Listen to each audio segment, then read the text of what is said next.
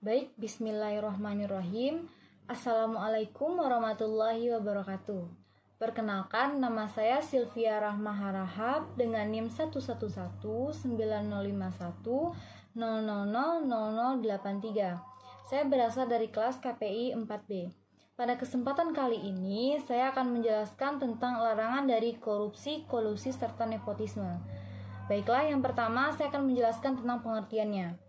Korupsi adalah sebagai penyelewengan atau penggelapan uang negara, uang perusahaan, bahkan uang organisasi untuk kepentingan pribadi.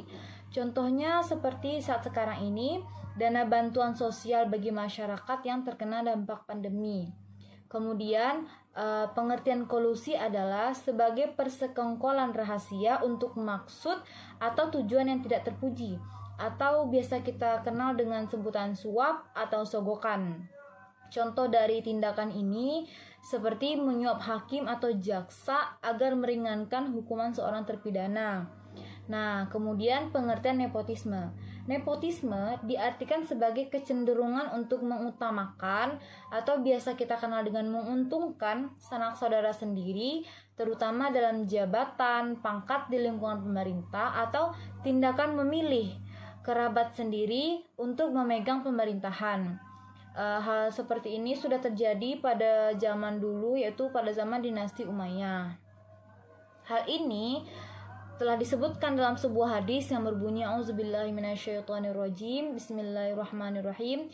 An Abi Hurairah qala Rasulullah sallallahu alaihi wasallam la'anallahu ar-rashiya wal mursatiya fil hukmi. Rawahul Ahmad. Dari Abu Hurairah radhiyallahu anhu berkata, Rasulullah Shallallahu alaihi wasallam bersabda, Allah Subhanahu wa taala melaknat penyuap dan yang disuap. Hadis riwayat Imam Ahmad. Nah, di hadis lain dijelaskan juga berbunyi Bismillahirrahmanirrahim.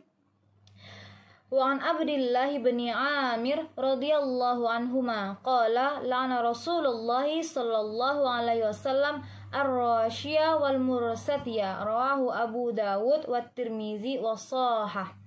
Nah, berarti hadis ini berarti dari Abdullah ibnu Amr ibnu al-Ash radhiyallahu anhu bahwa Rasulullah sallallahu alaihi wasallam melaknat orang yang memberi dan menerima suap. Riwayat Daud dan Tirmizi, hadis sahih menurut Tirmizi. Kemudian kita akan membahas tentang solusi dan penanggulangannya. Yang pertama ada dari aspek preventif. Aspek preventif dapat dilakukan di dalam berbagai kegiatan seperti pelayanan hukum, yakni dengan cara memberikan penjelasan kepada masyarakat atau mengedukasi masyarakat agar bagaimana cara menangani dalam untuk berpartisipasi pemberantasan korupsi, kolusi, dan nepotisme. Jadi masyarakat bisa mengambil tindakan ketika menghadapi langsung hal tersebut. Yang kedua dari aspek represif. Aspek represif dalam pemberantasan korupsi, kolusi, dan nepotisme melalui upaya penegakan hukum, yakni dengan cara menggunakan instrumen pidana khusus sesuai dengan kewenangan yang diberikan oleh peraturan perundang-undangan yang ada. Dan ada kaitannya dengan maksud tersebut, maka pemerintah telah menerbitkan Undang-Undang Nomor 31 Tahun 1999 tentang pemberantasan tindak pidana korupsi.